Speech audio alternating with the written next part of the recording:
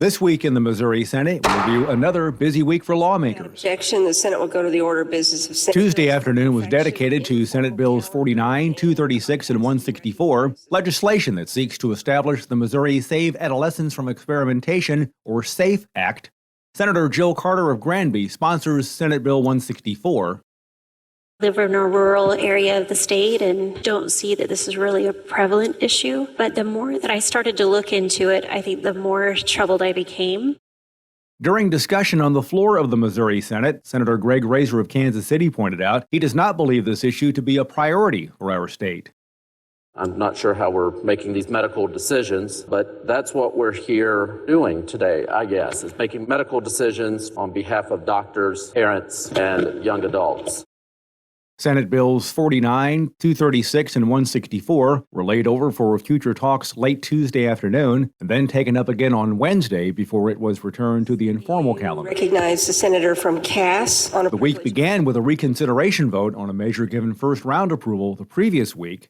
Senator Rick Brattin of Harrisonville sponsors Senate Bill 131, which would modify provisions relating to firearms tax relief. He says several amendments were added to his proposal. Everything that we worked on and was added to this bill still remains, minus the dealing with the grocery tax provision. During new discussions, Senator Angela Walton Mosley of Florissant offered an amendment. This amendment will put back in the retail sales food tax. I believe that it's more important to feed people than to kill people. Senate Bill 131 has been set aside for further consideration. Goes about it a little bit different way. I've been carrying this legislation for 5 years. Foreign ownership of state land continues to weigh on the minds of some lawmakers. Missouri Senate President Pro Tem Caleb Rowden of Columbia says his Senate Joint Resolution 41, upon voter approval, would create the Joint Committee on State Security. Establishes a joint committee that would allow for that to kind of ebb and flow relative to who our enemies are, who our adversaries are, who we can buy land from, etc. Lawmakers passed legislation allowing a certain amount of foreign ownership in our state back in 2013. Senator Doug Beck of St. Louis says he has been trying to reverse this for a decade. My bill's strictly limited foreign ownership, and my biggest beef was they took away the accounting of the bill that was passed in 2013, so we don't know how much foreign land is owned. There are several measures related to this issue in play this session. In order, the bills before us. These include Senate Joint Resolution 38, which upon voter approval would change foreign ownership rules in our state.